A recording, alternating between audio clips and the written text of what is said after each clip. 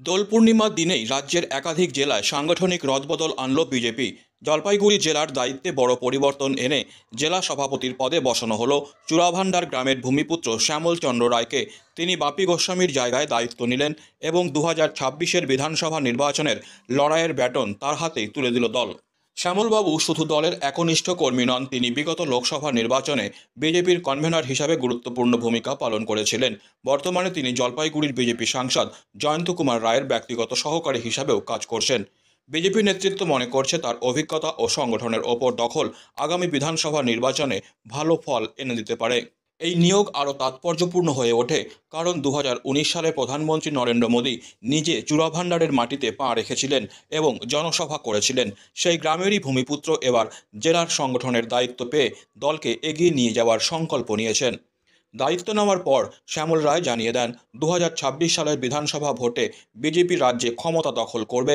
তার দাবি, এই লড়াই শুধু একটি রাজনৈতিক লড়াই নয়, বাংলার মানুষকে মুক্ত করার লড়াই। মমতা বন্দ্যোপাধ্যায়ের সরকারকে উৎখাত করাই আমাদের লক্ষ্য। জলপাইগুড়ির 8টি বিধানসভা কেন্দ্রেই বিজেপি জয়ী হবে। গতকাল রাতেই তার বাড়িতে দলীয় কর্মীরা জড়ো হয়ে তাকে সম্বর্ধনা দেন।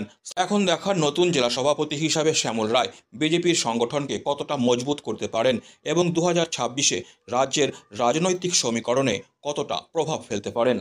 আমাকে একজন সাধারণ কার্যকর্তা থেকে একটা গুরু দায়িত্ব দিয়েছে। জলপাইগুড়ি জেলা বিজেপির সভাপতি হিসেবে দায়িত্বভার অর্পণ করেছে।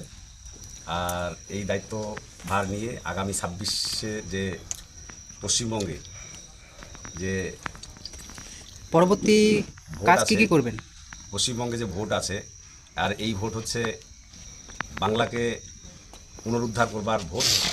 আর এই ভোট যুদ্ধে সকল জলপাইগুড়িবাসী সহ আমাদের ভারতীয় জনতা পার্টির বুথ থেকে শুরু করে জেলা স্তর পর্যন্ত সমস্ত স্তরের কার্যকর্তাকে সঙ্গে নিয়ে আমরা সেই যুদ্ধে ঝাঁপাবো এবং বাংলার মানুষ যে একটা স্বৈরাচারী শাসক চলছে পশ্চিমবঙ্গে 11 সাল থেকে, আর এই শাসকের হাত থেকে বাংলার মানুষকে মুক্তি দেওয়ার জন্য আমরা জলপাইগুড়ি জেলা বিজেপি তথা রাজ্য বিজেপি আমরা ঝাঁপিয়ে পড়ব এবং বাংলার মানুষকে উদ্ধার করবার কাজ করব। আপনার এখন কেমন অনুভূতি লাগছে? এটা একটা দায়িত্ব, এই দায়িত্ব পালন করব আমরা সকলে মিলে। এখানে অনুভূতির এইটাই মূল বিষয় যে যদি আমরা বাংলার মানুষকে নতুন দিশা দেখাতে পারি, বাংলার মানুষকে এই স্বৈরাচারী শাসকের হাত থেকে মুক্ত করতে পারি, তাহলেই যে এই দায়িত্ব পরিপূরকভাবে পালন করা হবে বলে আমাদের বিশ্বাস।